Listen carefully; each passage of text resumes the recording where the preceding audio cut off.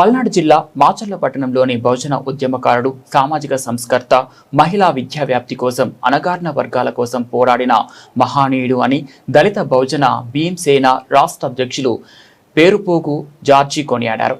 మహాత్మా జ్యోతిరావు పూలే 199వ జయంతి సందర్భంగా మాచర్ల పట్టణంలోని మహాత్మా జ్యోతిరావు పూలే విగ్రహం దగ్గర ఆయనకు ఘన నివాళులర్పిస్తూ దళిత బహుజన భీమసేన రాష్ట్ర అధ్యక్షులు పేరుపోగు జార్జి మాట్లాడుతూ మహాత్మా జ్యోతిరావు పూలే భారతీయ సామాజిక సంస్కర్త, విద్యావేత్త, బహుజన వర్గాల కోసం పోరాడిన యోధుడు, వెనుకబడిన వర్గాల కోసం వారి అభ్యుదయ కోసం కృషి చేసిన మహానీయుడు, సంఘ సంస్కర్త.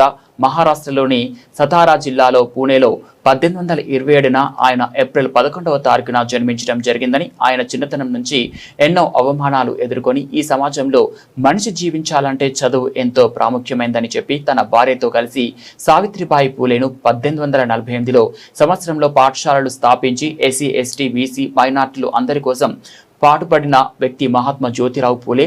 అలాగే థామస్ వెయిట్ రాసిన మానవ హక్కులు అనే పుస్తకానికి ప్రేరేపితై ఈ సమాజంలో మన హక్కు మనం తెలుసుకోవాలి, సతీ సహగమనం, కుల వివక్ష వ్యతిరేకంగా సమానత్వం కోసం ఆయన కృషి చేశారు.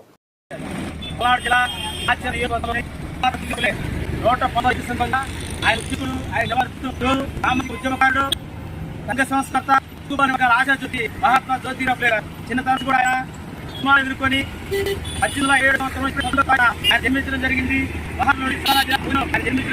ఆయన సమాజంలో ఏదైనా ముందుకు చెప్పి చాటి నడిపి మహాత్మా పూలే గారు ఆయన విషయాల్లో మానవ హక్కులనే పుస్తకానికి ప్రేరేపితులై ఈ సమాజంలో ఉన్నటువంటి మానవ హక్కులు ఎడిపోతున్నాయని చెప్పి ఈ యొక్క సమాజంలో అంటరానితనం కోసం, కుల వివక్ష పోరాటం చేసిన వ్యక్తి మహాత్మా జ్యోతిరావు పూలే గారు.